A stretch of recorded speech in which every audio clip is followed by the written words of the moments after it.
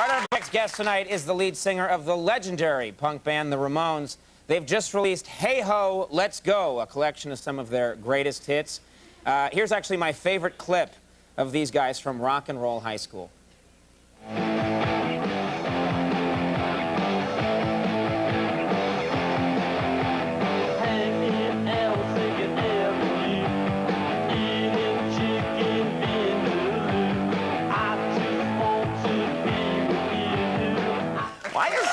Why is he eating chicken?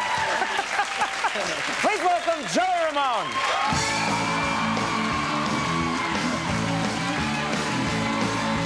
Hey, oh, let's go. Hey, oh, let's go. Hey, oh, let's go. Hey, oh, let's go. I like that.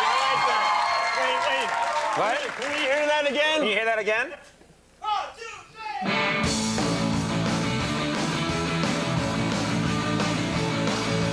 Hey, oh, let's go.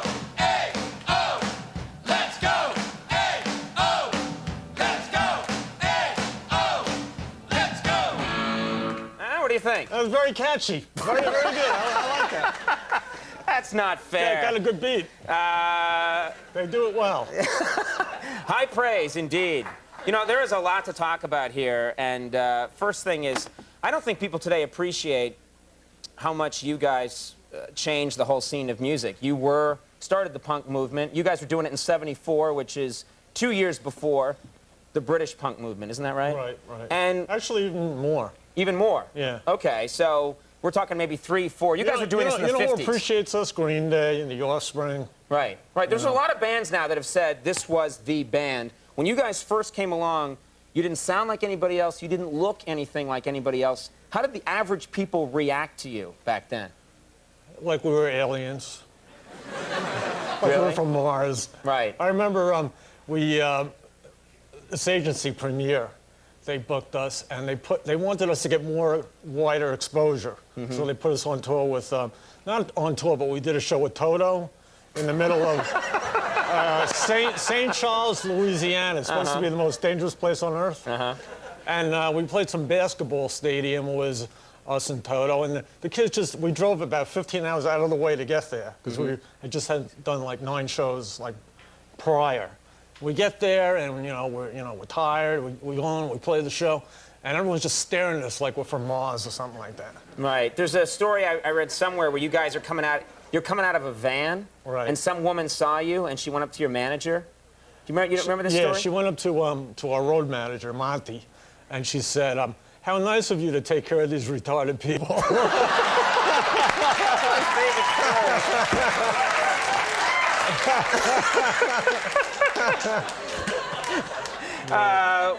Now, the Sex Pistols, of course, they come along in '76, I believe. Right. They come out, and the Sex Pistols. No, they came out in like '77.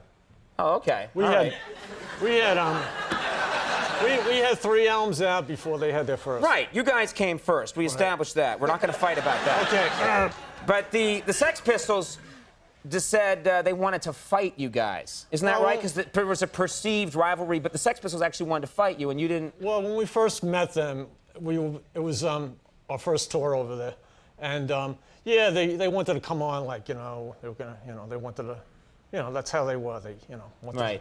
Like they wanted to start something. So the first time in '77 we came back, we did a tour, and Johnny Rotten wanted to come backstage, so for a little prank that we pulled on Johnny was that we all kind of pissed in the beer.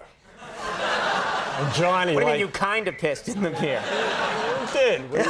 Okay. We urinated. There you go. Yeah. Pissed in the beer. Yeah. And then Johnny Ramone gave Johnny Rotten the beer. It's like our way of saying hello. Yeah. Well, that's our greeting, Well, that British beer is pretty bad. He probably didn't notice. know the difference. You've written a million. You guys have all these. I was looking at the anthology, and so many of your songs, it occurs to me when you see them all stacked up, one after the other, are about the brain. Gimme, gimme, brain shock is an treatment. Thing, right? Teenage lobotomy, I want to be sedated, psychotherapy, my brain is hanging upside down, brain drain.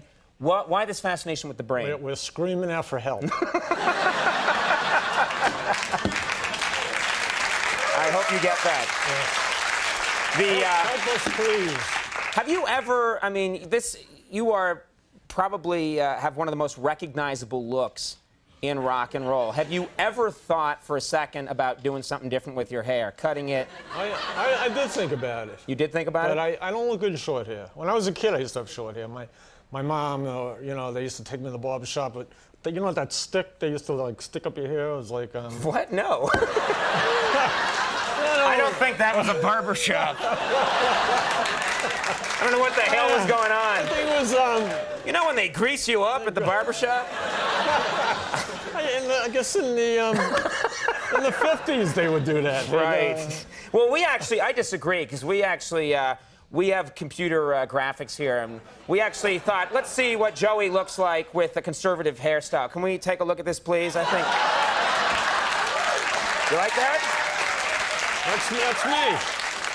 That was me in the 50s.